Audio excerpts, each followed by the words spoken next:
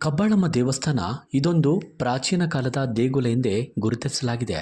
ಜಾನಪದ ಕಥೆಗಳ ಪ್ರಕಾರ ಈ ದೇವಾಲಯವನ್ನು ಚೋಳ ರಾಜವಂಶದ ಆಳ್ವಿಕೆಯಲ್ಲಿ ನಿರ್ಮಿಸಲಾಗಿದೆ. ಈ ದೇವಾಲಯವು ಇಂದು ಧಾರ್ಮಿಕ ಪ್ರವಾಸಿ ಕ್ಷೇತ್ರವಾಗಿ ಪ್ರಸಿದ್ಧಿ ಗಳಿಸಿದೆ. ರಾಜ್ಯ ರಾಜಧಾನಿಯಿಂದ 83 ಕಿಲೋಮೀಟರ್, ಬೆಂಗಳೂರು ಮೈಸೂರು ರಸ್ತೆಯ ಚನ್ನಪಟ್ಟಣದಿಂದ 22 ಕಿಲೋಮೀಟರ್ ದೂರದಲ್ಲಿ ಈ ದೇಗುಲವಿದೆ. ನೀವು ಕೂಡ ನಿಮ್ಮ ಕುಟುಂಬದೊಂದಿಗೆ ಒಮ್ಮೆ ಇಲ್ಲಿಗೆ ಹೋಗಿ ಬನ್ನಿ, ಮನಸ್ಸು ನಿರಾಳ ಎನಿಸುತ್ತದೆ. ಅಂದಹಾಗೆ ಕಬ್ಬಾಳಮ್ಮನ ಪವಾಡಗಳೇನು, ಇತಿಹಾಸ ಏನು ಎಂಬುದನ್ನು ಇಲ್ಲಿನ ಮೂಲ ನಿವಾಸಿಗಳಾದ ಮಾಧವ ಅವರು ವಿವರಿಸಿದ್ದಾರೆ. ಕೇಳಿ, ನಿಮ್ಮ ಅನಿಸಿಕೆಯನ್ನು ಕಮೆಂಟ್ ಮೂಲಕ ತಿಳಿಸಿ.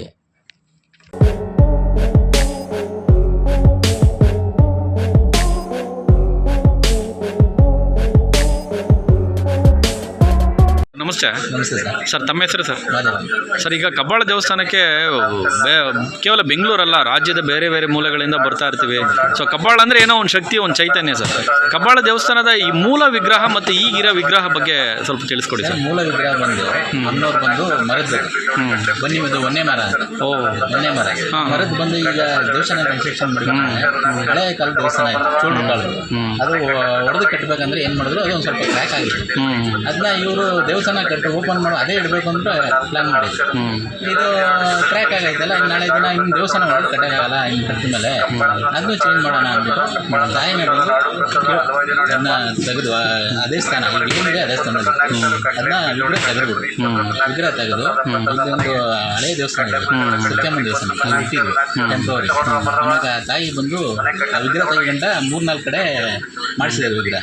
ಅದು ಎಲ್ಲೂ ಆಗಿಲ್ಲ, ವಿಗ್ರಹ ಬಂದಿಲ್ಲ, ತೆಗೆಗಂಟ ವಿಗ್ರಹ ಬಂದಿಲ್ಲ. ಆ ಥರ ಸೇಫ್ ತೆಗೆದಾದ್ಮೇಲೆ ಯಾರೋ ಒಬ್ರು ಬಂದು ವಿಗ್ರಹ ಮಾಡಿದ್ರು.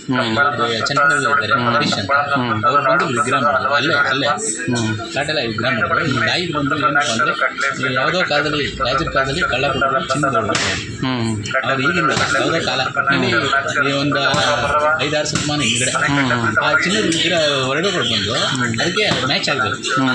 ಆ ಮೂಲ ವಿಗ್ರಹ ಈಗಿನ ವಿಗ್ರಹಕ್ಕೆ ಮ್ಯಾಚ್ ಆಗಬೇಕು ಅಂತ ಅವರು ಅಲ್ಲಿಂದ ಮುಜರಾಯಿ ಸೇರಿದ. ಮುಜರಾಯಿಂದ ತಾಲೂಕು ಆಫೀಸಲ್ಲಿ ಪ್ರೆಸಿಡೆಂಟ್ ಅದು ಸೈನ್ ಸೀಗೆಲ್ಲ ಹಾಕ್ಸ್ಕೊಂಡು ಅವರು ಚನ್ನಪಟ್ಟಣದಲ್ಲಿ ವಿಗ್ರಹ ಮಾಡೋದಿಲ್ಲ ಆ ಪ್ಲೇಸ್ ತಂದು 3-4 ಸತಿ ತರಿಸಿ ಹಾಕಿ ನೋಡಿದ್ದಾರೆ.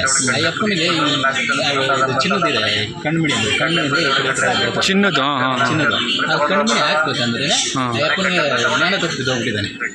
ಆ ಟೈಮ್ ವಿಗ್ರಹ ಮಾಡೋ ಟೈಮಲ್ಲಿ ಹಾಕ್ತಿಟ್ಟು ಜ್ಞಾನ ತಪ್ಪು ಬಿದ್ದೋಗ್ಬಿಟ್ಟಿದ್ದಾನೆ. ಅದು ಬಿದ್ದ ಮೇಲೆ ನಂತರ ಆಮೇಲೆ ಅವನು ಏನೇನೋ ಮಾಡಿ ಡೈಲಿ ರೆಗ್ಯುಲರಾಗಿ ಸ್ನಾನ ಮಾಡಿ ಕೆಲಸ ಶುರು ಮಾಡಿದ್ವಿ. ಮಾಡ್ತಾ ಬರ್ತಾ ಕೊನೆಗೆ ಲಾಸ್ಟ್ ಫೈನಲ್ ಸ್ಟೇಜ್ ಬಂದೈತೆ. ವಿಗ್ರಹ ಫೈನಲ್ ಸ್ಟೇಜ್ ಬಂದು ಈ ತಾಯಿ ಬಂದು ಮೂಲ ವಿಗ್ರಹ ಹಳೆ ವಿಗ್ರಹ ಇದ್ದಿಲ್ಲ ವಿಗ್ರಹಕ್ಕೆ ಕಣ್ಣು ಮುಚ್ಚಿದೆ ಅಂತಂದರೆ ಒಂದು ಸ್ವಲ್ಪ ಕಿರ್ಗಣ್ಣು ಸ್ವಲ್ಪ ತೆಗೆದಿದೆ.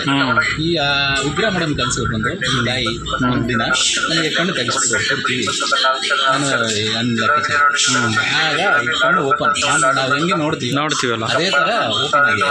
ಈಗೇನಂತ ಅಂದರೆ ತಾಯಿ ಮಹಿಮೆ ಬಂದು ಏನಪ್ಪ ಅಂತಂದರೆ ಎಷ್ಟು ಲೇಟಾಗಿ ಆಯ್ತಿದ್ದು ಕೆಲಸ, ನಮಗೆ ದೂರದೃಷ್ಟಿ ಅಂತ ಅನ್ನೋದು. ಈಗೇನಿಲ್ಲ, ದೂರ ಹತ್ರ ಏನಿಲ್ಲ, ಎಲ್ಲ ಒಂದೇ, ಎಲ್ಲ ಸಮಾನ. ಇಲ್ಲಿ ಇವತ್ತಾಯ್ತಾ ನಾಳೆಗೆ ಅನುಭವಿಸ್ಬೇಕು, ಕಷ್ಟ ಆಗಲಿ ಸುಖ ಆಗಲಿ, ಈ ಥರ ಬಂದೈತೆ.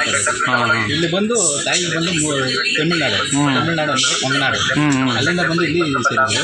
ಮೂಲ ಗ್ರಾಮ ದೇವತೆ ಬಂದು ಕೋಣಮರಮ್ಮ ಒಳಗಡೆ ವಿಗ್ರಹಗಳಿದೆ ಸಿಕ್ಕ ಆ ಕಡೆ ಒಂದು ಅವರು ಮೂಲ ದೇವರುಗಳಿದೆ ಗ್ರಾಮ ದೇವತೆಗಳು.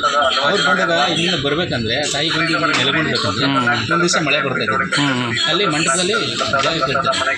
ಜಾಗ ಕೇಳಿದಾಗ ಈಗ ಅವರು ಒಪ್ಪಿಗೆ ಕೊಟ್ಟು ಕೂರಿಸ್ತಾರೆ. ಆಗ ಬೆಳಿಗ್ಗೆ ಹೋಗಮ್ಮ ಅಂತ ಕೇಳಿದಾಗ ಅವರು ಇಲ್ಲಮ್ಮ ನಾನು ಇಲ್ಲಿ ಬೇರೆ ಬಿಟ್ಟಿದ್ದೀನಿ, ಬರ್ತೀನಿ, ಇಲ್ಲೇ ನೆಲೆಗೊಳ್ಬೇಕು ಅಂತ ಕೇಳ್ಕೊಂತಾರೆ.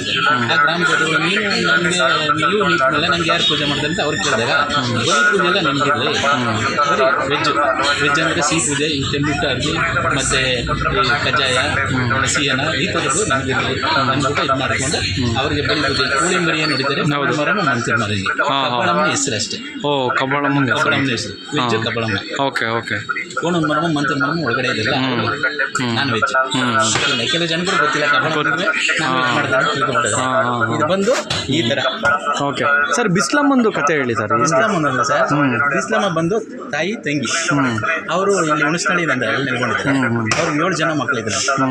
7 ಜನ ಮಕ್ಕಳು. ಈ ತಾಯಿಗೆ ಬಂಜೆ ಅಂತಂದ್ರೆ ತಾಯಿಗೆ ಮಕ್ಕಳಿಲ್ಲ. ಇವರು ತಾಯಿಯ ಶಕ್ತಿ ರೂಪ, ಆದಿಶಕ್ತಿ ರೂಪ. ಈ ತಾಯಿ ಮಕ್ಕಳನ್ನ ನೋಡ್ಬೇಕಂದ್ರೆ, ತಂಗಿನ ಮಕ್ಕಳನ್ನ ನೋಡ್ಬೇಕಂದ್ರೆ ತುಪ್ಪದ ಕಜಾಯ ಮಾಡ್ಕೊಂಡು ಬುತ್ತಿ ಕಟ್ಕೊಂಡು ಮನೆಗೆ ಹೋಗ್ತಾನೆ, ಕುದುರೆ ಮೇಲೆ ಇದೆ ಹೋಗ್ತಿ. ಆಗ ಹೋಗ್ಬೇಕಂದ್ರೆ ನಮ್ಮ ಅಕ್ಕ ಬಂಜೆ ಅಂದ್ಬಿಟ್ಟು ಮಕ್ಕಳುಗಳನ್ನೆಲ್ಲ ಕೌಚ್ ಹಾಕ್ಬಿಡ್ತಾರೆ. 6 ಜನ ಮಕ್ಕಳುಗಳನ್ನ ಒಂದು ಪಂಜರದಲ್ಲಿ ಕೌಚ್ ಹಾಕ್ಬಿಡ್ತಾರೆ. ಈ ಮತ್ತೆ ಈ ಒಬ್ಬ ಸಿಡಿರನ್ನ ಇರ್ತಾರೆ, ಅವ್ರು ಮಾತ್ರ ಆಡಾಡಕ್ಕೆ ಹೋಗಿರ್ತಾರಂತೆ ಆ ಟೈಮಲ್ಲಿ. ಆಗ ಏನು ಮಾಡ್ತಾರೆ, ಈ ತಾಯಿ ಹೋದಾಗ ಮಕ್ಕಳೆಲ್ಲ ಅಂತ ಕೇಳಿದಾಗ ಆಟ ಆಡಕ್ಕೆ ಹೋಗೋರು ಅಂತ ಹೇಳ್ತಾರೆ. ಆಟ ಆಡೋಕ್ಕೆ ಹೋಗೋ ಮಗ ಮಾತ್ರ ಉಳಿಲಿ, ಇದರೆಲ್ಲ ಕಲ್ಲಾಗೋಲಿ ಅಂದ್ಬಿಟ್ಟು ಶಾಪ ಕೊಡ್ತಾರೆ. ಆಗ ಈಗ ಶಿವರಾತ್ರಿ ಜಾತ್ರೆ ಆಗುತ್ತಲ್ಲ, ಆ ಟೈಮಲ್ಲಿ ಶಿಡಿರನ್ನ ಅಂತ ದೇವ್ರು ಬರುತ್ತೆ. ಆ ದೇವ್ರು ಬಂದು ಈ ಶಿಡಿಯೆಲ್ಲ ಆಡಿ ಮಾಡ್ತಾರೆ. ಈಗ ಶಿವರಾತ್ರಿಗೆ ಅವ್ರ ಜಾತ್ರೆ ಮುಗಿತು. ಈಗ ಇನ್ನೊಂದು ವಾರಕ್ಕೆ ಬಿಸ್ಲಮ್ಮನ ಜಾತ್ರೆ ಶುರು ಆಗುತ್ತೆ. ಆ ಟೈಮಲ್ಲಿ ಇಲ್ಲಿ ಪೂಜಾರಪ್ಪ ಹೋಗಿ ತುಪ್ಪದ ಕಜಾಯ ಮಾಡ್ಕೊಂಡು ಹೋಗಿ ಆ ಮಕ್ಕಳುಗಳಿಗೆ ಎಡೆಕ್ಕಿ ಅಲ್ಲಿ ಸಿಡಿ ಎಡ್ಕೊಂಡು ಹೋಗಿ ಸಿಡಿ ದಿವಸ. ಇದು ಮೂಲ. ಅಂದ್ರೆ ರಿಯಲ್ ಆಗಿ ಕಲ್ಲಾಗ್ಬಿಡ್ತಾರೆ ಸರ್?